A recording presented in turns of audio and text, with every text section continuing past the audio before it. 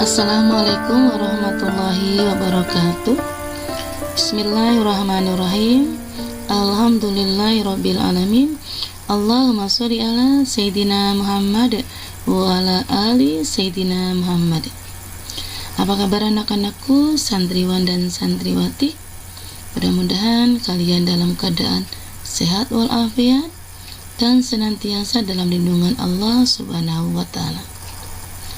Tetap di rumah, semangat dalam belajar, dan selalu jaga kesehatan. Dan ingat, kalau kalian hendak keluar rumah, gunakanlah protokol kesehatan. Ya. Sebelum kita ke materi, mari kita berdoa terlebih dahulu. Bismillahirrahmanirrahim. Rabbi zidni ilma warzuqni fahma. Mudah-mudahan Allah memberikan kita ilmu dan memberikan kita kefahaman.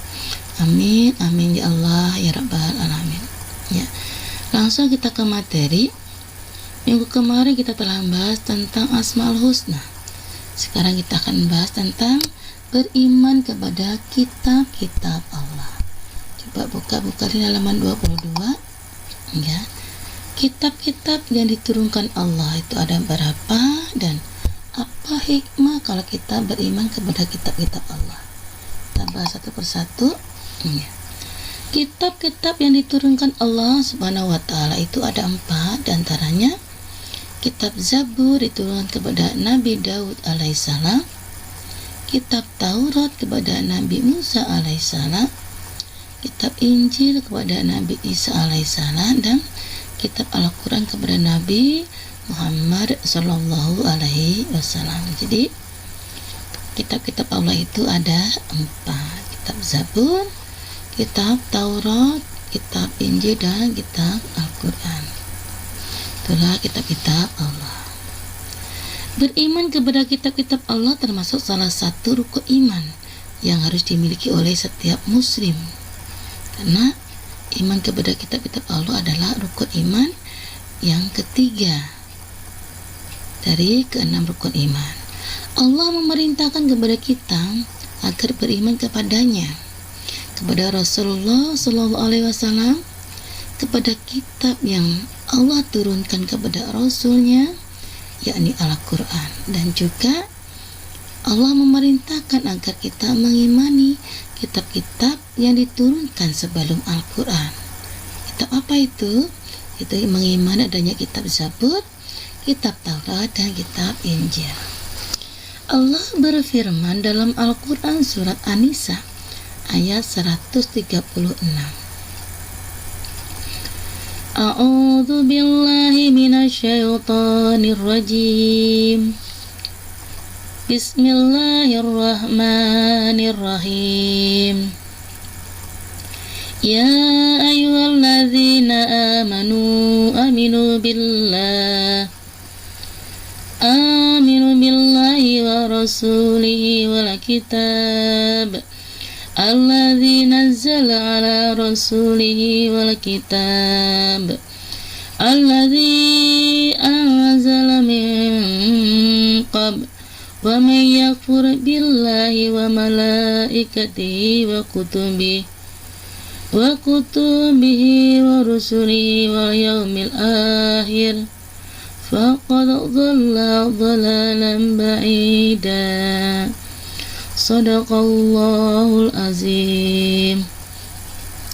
Artinya, wahai orang-orang yang beriman, tetaplah beriman kepada Allah dan Rasulnya Muhammad, dan kepada kitab Al-Quran yang diturunkan kepada Rasulnya, serta kitab yang diturunkan sebelumnya.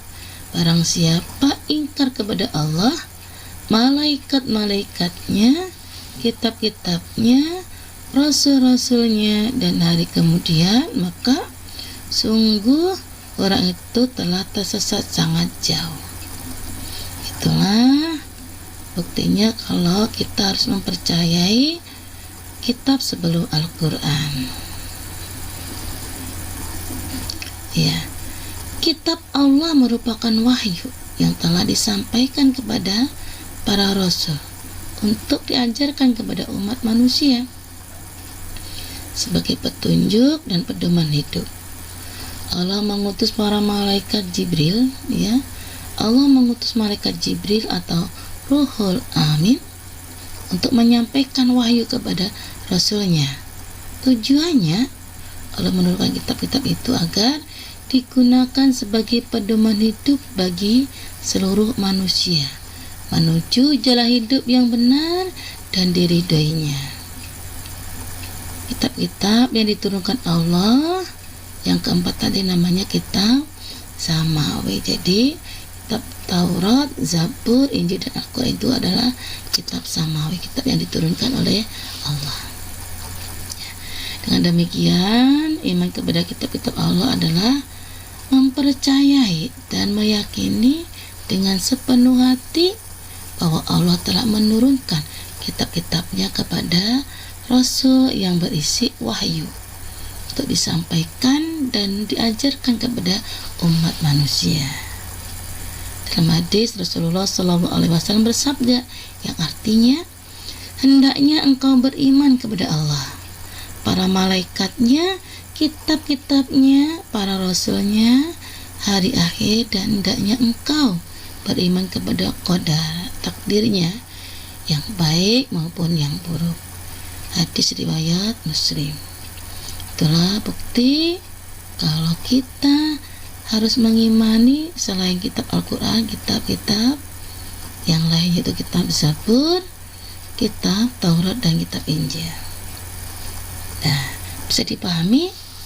Jadi kitab-kitab Allah itu ada 4, yaitu kitab Zabur diturunkan kepada Nabi Daud alaihissalam, kitab Taurat diturunkan kepada Nabi Musa alaihissalam, kitab Injil diturunkan kepada Nabi Isa alaihissalam, dan Al-Quran kepada Nabi Muhammad sallallahu alaihi wasallam.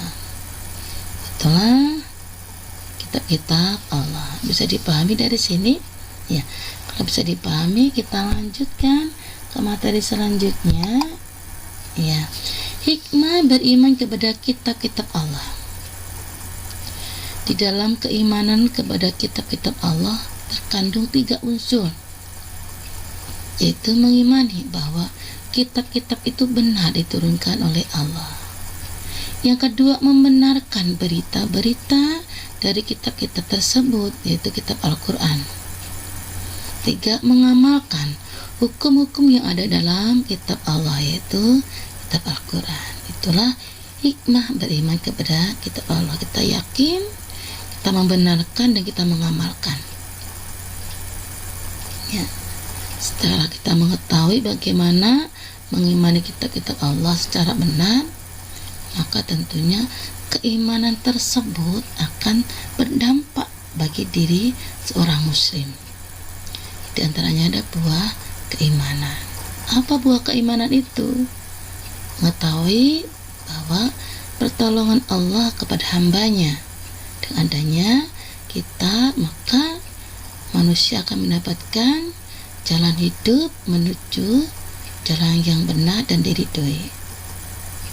Yang kedua, mengimani adanya nikmat dan siksa kubur, serta kehidupan akhirat, surga dan neraka. Itulah buah keimanan setelah kita mengimani adanya kitab-kitab Allah. Dari sini bisa dipahami, alhamdulillah kalau bisa dipahami. Kita buka buku kalian, coba buka buku kalian ya. Di situ ada tugas-tugas, nanti kalian kerjakan. Insyaallah minggu depan kita bahas bersama-sama. Ya. Materi sudah disampaikan sama Bu Siti. Mudah-mudahan kalian bisa memahami, bisa mengerti, dan bisa mengambil hikmah dari beriman kepada kitab-kitab Allah. Kita cukupkan, mari kita berdoa bersama-sama. Bismillahirrahmanirrahim. Subhanaka Allahumma wa bihamdika asyhadu an la ilaha illa anta astaghfiruka wa atubu ilaik. Alhamdulillahirabbil alamin. Akhirul kalam. Wassalamualaikum warahmatullahi wabarakatuh.